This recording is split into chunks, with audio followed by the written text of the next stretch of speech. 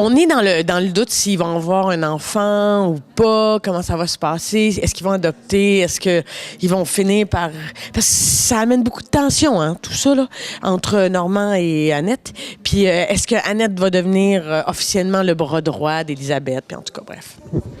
Comment ça va se passer aussi avec le personnage de Rachel, parce que moi, j'avais une compagnie avec le personnage de Rachel, puis là, je m'en viens travailler à Jouvence. Alors, il va y avoir un peu de bordel là-dedans. J'ai été très gâtée par les auteurs. Ils ont écrit beaucoup de choses à Annette, qui fait que je peux me permettre, comme actrice, d'aller au bout de plusieurs émotions, puis c'est riche.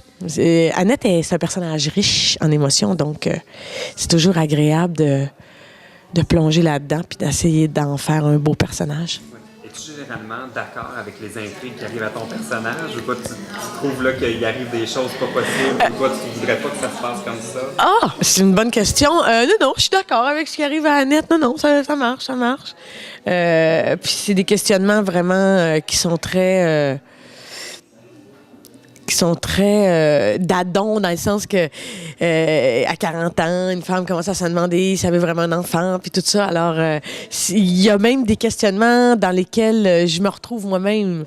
Alors, c'est le fun de les jouer, ouais. Les gens sont très, très attachés à Annette. À un moment donné, en tout cas, dans l'émission, j'ai eu un gros accident. Alors, les gens étaient très, très préoccupés à est-ce que je vais marcher, puis tout ça. Mais je pense qu'ils sont attachés au personnage d'Annette et de Normand, parce que il y a comme une stabilité amoureuse entre les deux, puis une réelle affection. Alors, je pense que les gens, ça fait du bien dans tout ce bordel-là dans lequel on vit de voir des modèles de gens qui s'aiment.